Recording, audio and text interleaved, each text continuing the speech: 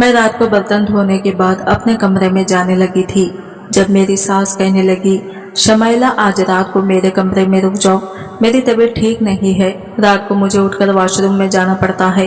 कल्बे में गिर गई थी। ये तो शुक्र है कि पास ही सोफा पड़ा हुआ था जिस पर गिरने की वजह से मुझे चोट नहीं आई, वरना अगर मैं नीचे गिरती तो मेरे लिए मुश्किल हो जाती। और तुम तो जानती हो कि इस उम्र में जब इंसान को चोट लग जाए तो फिर ठीक होने में कितने दिन लग जाते हैं। मेरी सास को हमेशा लंबी चौड़ी बात करने की आदत थी और अभी इनकी इतनी लंबी चौड़ी तहमीज सुनकर मैं दिल ही दिल में झुंझला गई थी। मगर फिर मैंने ये सोचकर हामी भर ली कि मैंने अपने कमरे में सोकर क्या करना था। मेरे लिए तो मेरे शौहर का होना ना होना बराबर था। ये सोचकर ही मैं सर आह भर के रह गई थी। और फिर आज रात मैंने अपनी सास के साथ इनके कमरे में ही गुजार रही थी। सुबह जब मैं अपनी सास के कमरे से बाहर निकली तो मेरी देवरानी नाश्ता बना रही थी। यूं भी रात का काम करना मेरी जिम्मेदारी थी और सुबह के वक्त मेरी देवरानी घर के काम किया करती थी, बाकी घर की सफाई के लिए मुलाजमा आती थी और दिन को हम दोनों मिलजुल कर ही काम करती थी।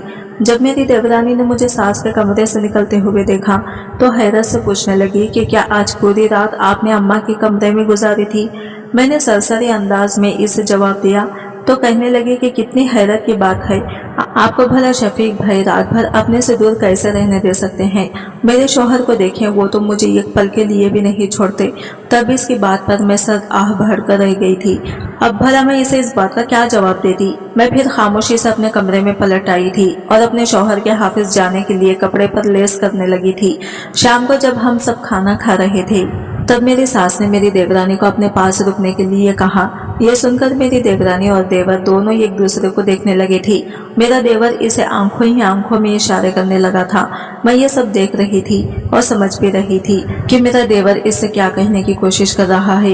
यह सब देख के मेरे दिल में हाफसरदगी छा गई थी।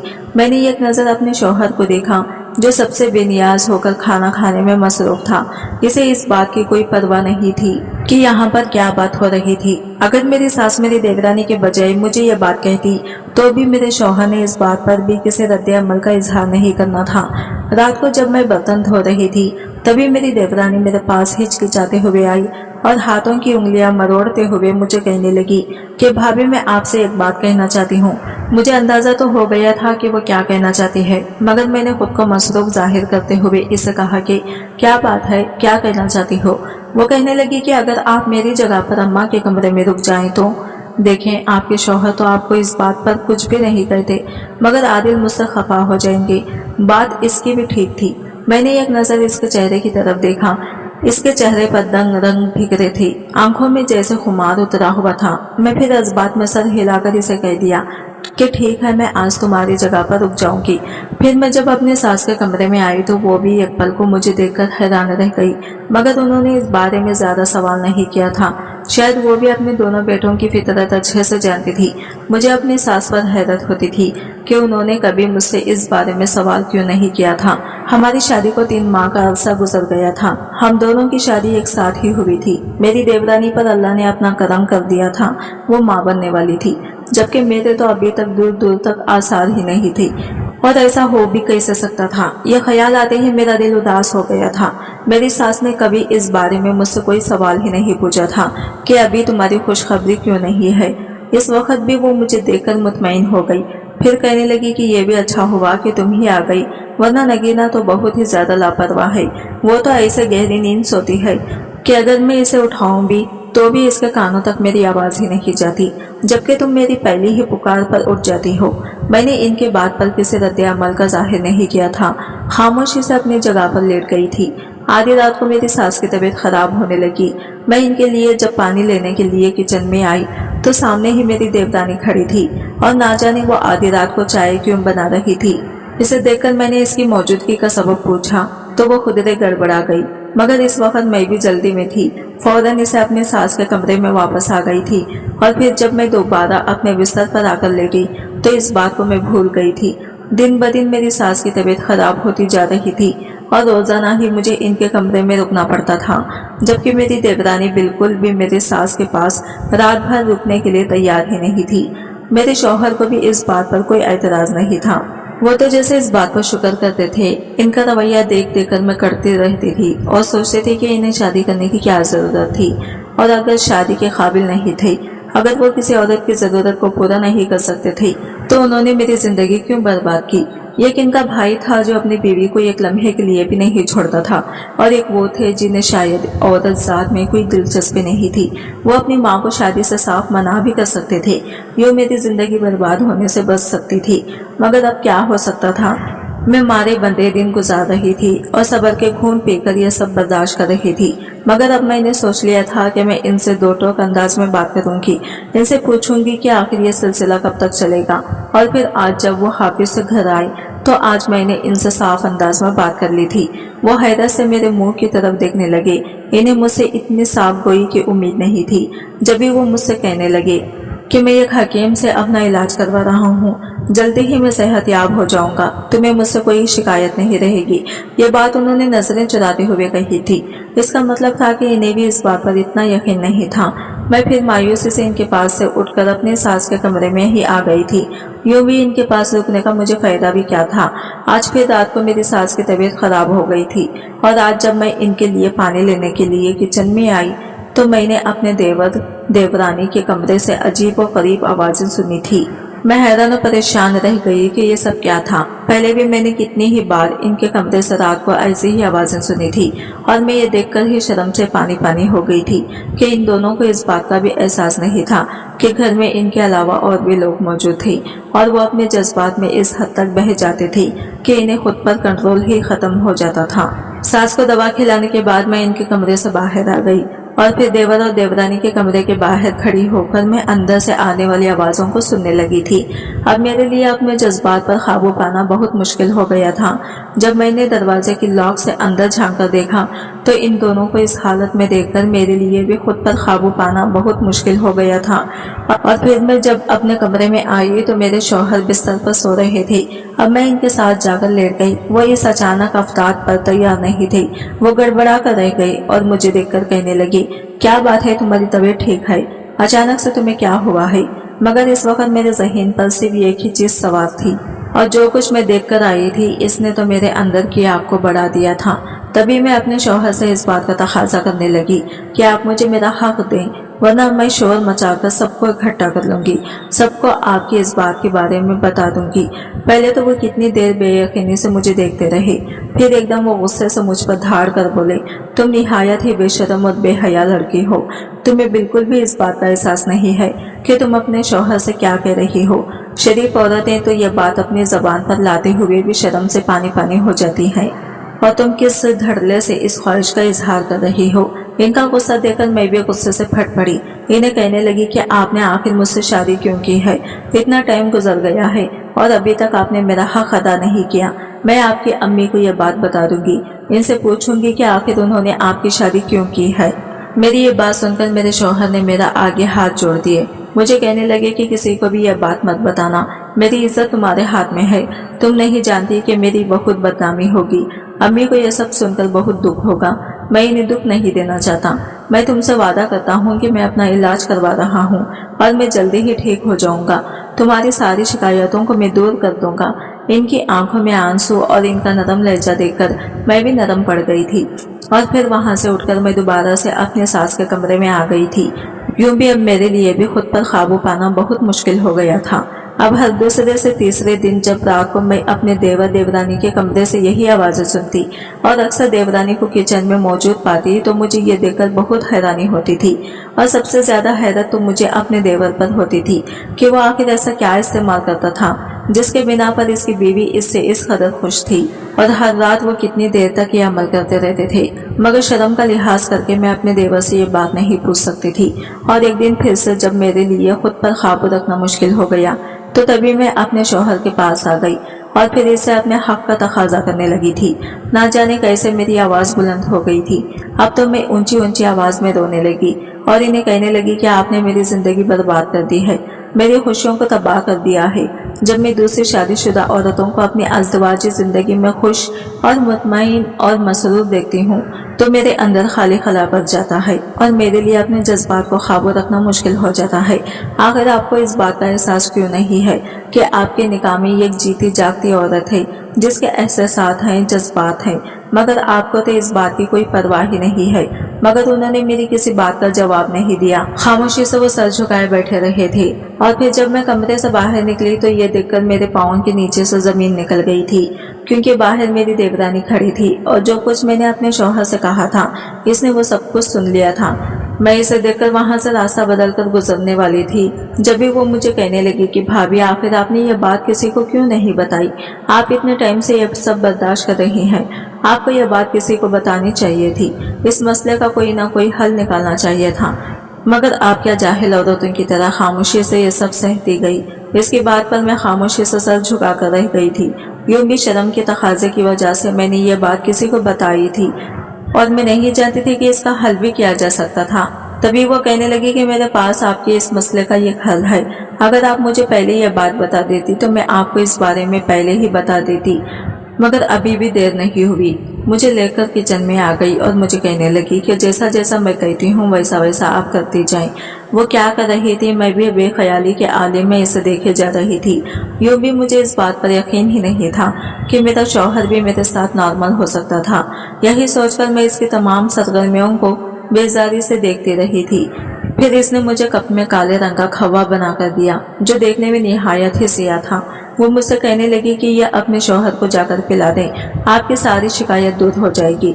इसने कुछ इस यकीन भरे अंदाज में मुझे यह बात कही कि मैं इसे हैरत से देखती रही थी। और फिर जब मैंने अपने शौहर को यह खवा पिलाया तो मेरी हैरत की इंतहा न रही थी, जब मेरे शौहर ने मेरे साथ 4 बार अगली सुबह बहुत ही ज्यादा निखरी थी। आज का दिन मुझे बहुत अच्छा लग रहा था। ऐसे लग रहा था जैसे सब कुछ बदल गया हो। दुनिया को मैं बिल्कुल नए अंदाज में दिख रही थी। तभी जब मैं किचन में जाने लगी तो रास्ते में मेरे देवर ने मेरा रास्ता रोक दिया और मुझे गहरी नजरों से देखते हुए कहने लगा कि अगर आपको भाई से किसी किस्म की कोई शिकायत थी तो आपको यह बात मुझे बतानी चाहिए थी। मैं आपकी सारी शिकायत दूर कर देता और ये जो आपने वक्त इस कदर तड़पते हुए बेचैनी में गुजारा है, अब ये तड़प और बेचैनी खत्म हो चुकी होती। मैंने इसको हैरत से देखा था। मुझे कुछ समझ नहीं आ रहा था कि मेरा देवर मुझसे ऐसी बात क्यों कर रहा था। तभी मेरे शौहर भी वहां पर आ गए और फिर मैं वहां से हटकर किचन में चली गई थी। पूरा दिन मुझे मेरे देवर को देखने का अंदाज और इसकी बातें मेरे ज़हन में गूंज रही थी। मैं इसकी बातों का मफहूम समझने की कोशिश कर रही थी कि आखिर इसने मुझसे ये बात क्यों कही। तभी मेरे ज़हन में यह ख्याल गूंजा कि कहीं मेरी देवरानी ने देवर को यह बात तो नहीं बता दी थी। यकीनन ऐसा ही हुआ होगा, तभी तो मेरे देवर ने मुझसे ऐसी बात कही थी। मगर इसने ऐसी बात मुझसे करने की आखिर जुर्रत कैसे की? मैं इसके भाई की बीवी थी, इसके भाई की इज्जत थी, और वो क्यों कर मेरे साथ ऐसी बातें कर सकता था? मुझे इस पर इंतहाई गुस्सा आ रहा था। फिर जब मैंने बातों बातों में अपनी देवरानी से पूछा तो मुझे अंदाजा हो गया कि वो अपने शौहर को ये बात बता चुकी है, मगर मैंने इस बारे में इसे भी कुछ नहीं कहा था। यूं भी मैं घर का माहौल खराब नहीं करना चाहती थी। ये भी हो सकता था कि इसने मुझे किसी और अंदाज में यह बात कही हो, मुझे समझने में गलतफहमी हुई हो। मैं छोटी छोटी बातों को सर पर सवार नहीं किया करती थी, तभी इस बात को भी मैंने नजरअंदाज कर दिया था। यही मेरी सबसे बड़ी गलती थी।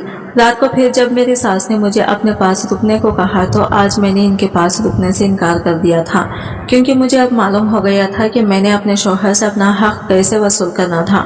और यकीनन अब तो मेरे शौहर ने भी मुझे कमरे से बाहर किसी भी सूरत नहीं रहने देना था। मैंने जब सास से माजरत की तो वो मुझे हैरत नजरों से देखने लगी। फिर कहने लगी कि 2-3 घंटे मेरे कमरे में रुक जाओ, इसके बाद तुम्हें वैसे भी मैं बाथरूम में कम ही जाती हूँ। ये बात काफी हद तक माकूल भी थी। जब भी मैंने इनके साथ फिर चंद घंटे रहने की हामी भर ली थी और जब वो सो जाती तो मैं फिर इनके सोने के बाद अपने कमरे में चली जाती। जब मेरी सास सो गई तो फिर मैं उठकर कमरे से निकलकर बाहर आ गई थी, मगर तभी मैं किसी से बुरी तरह से टकराते टकराते बची थी। अब जब मैंने सर उठाकर देखा तो सामने मेरा देवर खड़ा था, जो मुझे अजीब हवस भरी नजरों से देख रहा था। वो मुझे सर से लेट तक पाँव तक गहरी नजरों से देखते हुए कहने लगा कि मुझे बताओ कि तुम मेरे भाई से क्या शिकायत है। इस वक्त तो मुझे अपना शौहर समझ लो, मैं तुम्हारी सारी शिकायत दूर कर दूंगा। इसकी बात सुनकर मेरा रंग जर्द पड़ चुका था। ये मेरे साथ क्या हो रहा था? एक ही घर में रहते हुए मैं अपने देवर से कैसे बच सकती थी और इसके बारे में किसी को बता भी नहीं सकती थी। मुझे अपने शौहर से लाख इख्तिलाफात सही, मगर मैं इससे बेपनाह मोहब्बत करती थी। इसे धोखा देने के बारे में सोच भी नहीं सकती थी। तब भी मुझे अपने देवर के आखब से देवरानी चेहरा नजर आया। तो मैंने इस वक्त इसके मौजूदगी को गनीमत समझा था। वो अजीब सी नजरों से अपने शौहर को देख रही थी। वो भी गड़बड़ाकर इसे कहने लगा कि भाभी ने कहा था कि वो आज रात अम्मी के पास नहीं रुकेंगी, इसी वजह से मैं अम्मी को देखने के लिए इनके कमरे में जा रहा था। जब भी मेरी भाभी से मुलाकात हो गई, मेरी देवरानी अजीब से नजरों से मुझे देख रही थी और मैं इन दोनों को छोड़कर अपने कमरे में आ गई। मेरे शौहर मेरे ही मुंतजिर थे और फिर मैं इनके लिए वही खवा बनाकर ले आई थी और आज की रात भी मैंने खुशियों के अंडलते हुए झूलते हुए परसुकून अंदाज में गुजारी थी। मैंने अपनी देवरानी की शुक्रगुजार थी जिसने मुझे इस कलौंजी के खवे के बारे में बताया था। वो भी अपने शौहर को यही खवा इस्तेमाल करवाती थी, मगर अब मुझे अपनी देवर की तरफ से बहुत ही ज्यादा परेशानी थी। वो मुझे अब बहुत ही ज्यादा तंग करने लगा था और बात बात पर वो मुझे उकसाने लगा था कि मैं इसके साथ गलत ताल्लुक कायम कर लूं। किसी को भी इस बारे में मालूम नहीं होगा, मगर मैं किसी को यह बात बता भी नहीं सकती थी। मुझे रह रह कर अपनी देवरानी पर गुस्सा आ रहा था। इसने भला अपने शौहर को मेरी इंतहाई जाती बात क्यों बताई थी? अगर वो अपने शौहर को ये बात न बताती तो कभी भी इसकी मुझसे ये सब कहने की जरूरत न होती। वो ये समझ रहा था कि मैं प्यार की तरसी हुई औरत हूँ और इस प्यार की वजह के लिए मैं इसकी गोद में पके हुए फल की तरह गिर जाऊंगी, मगर वो ये नहीं जानता था कि हर औरत बिकने वाली और बहकाने वाली नहीं होती। और जब इसने मुझे ज्यादा तंग करना शुरू कर दिया तो मेरे लिए भी चुप रहना मुहाल हो गया था। मैंने इसे साफ कह दिया कि तुम्हारे बारे में सबको बता दूंगी, मगर इस पर असर ही नहीं हो रहा था। इस दिन मेरी देवरानी घर पर नहीं थी, वो कुछ दिन के लिए अपने माँ के घर में रहने के लिए गई हुई थी। आज मेरे शौहर ने सुबह जाते हुए मुझे कहा था कि वो आज दोपहर को जल्दी घर आ जाएंगे, इसलिए मैंने इनकी पसंद का खाना बनाया। इसके आने से पहले मैं हल्का फुल्का सा तैयार हो गई, इनकी पसंद के कपड़े पहने और मैं बिस्तर पर लेटकर इनका इंतजार कर रही थी।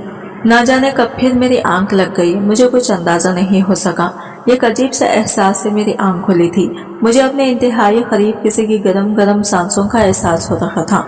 कोई बिल्कुल आहिस्तगी से मेरे चेहरे को छू रहा था। मेरे होठों पर मुस्कान फैल गई। इसका मतलब था कि मेरे शौहर घर जल्दी आ गए थे और वो इस वक्त मुझे अपनी मौजूदगी का एहसास दिला रहे थे। मगर फिर मुझे अपनी सांसों में किसी अजनबी सांसों की खुशबू का एहसास होने लगा था।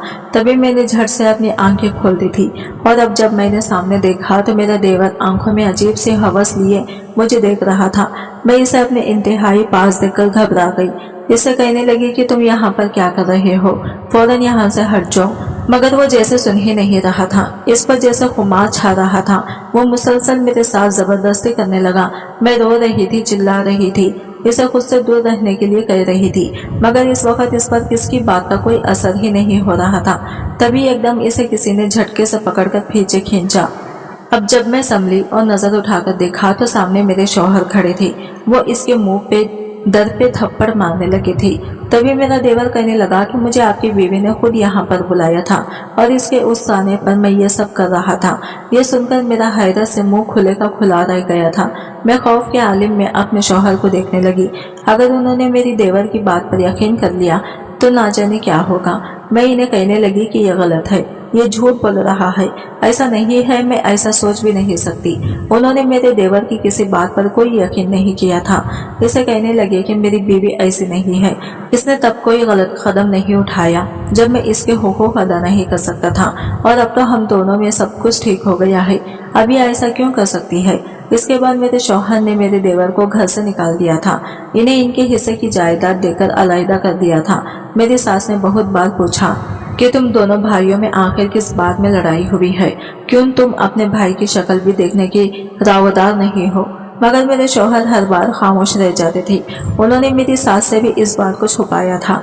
मेरी देवरानी भी इस बात से बेखबर थी और मैं इसे ये बात बताकर इसके शौहर से बज़िद नहीं करना चाहती थी। यूं भी वो ये समझती थी कि इसका शौहर इससे बहुत मोहब्बत करता है, इसके अलावा किसी और की तरफ देखता भी नहीं है, और अगर वो इसी गुमान में रहती तो इसके लिए जिंदगी बहुत आसान हो जाती है। आज की वीडियो कहानी आपको कैसी लगी कमेंट करके जरूर बताएगा, और वीडियो अच्छी लगी है तो लाइक शेयर जरूर कीजिएगा। हमारे चैनल को सब्सक्राइब करें फ्रेंड्स। मिलते हैं अगली नई वीडियो के साथ, तब तक के लिए बाय बाय, टेक केयर, अल्लाह हाफिज।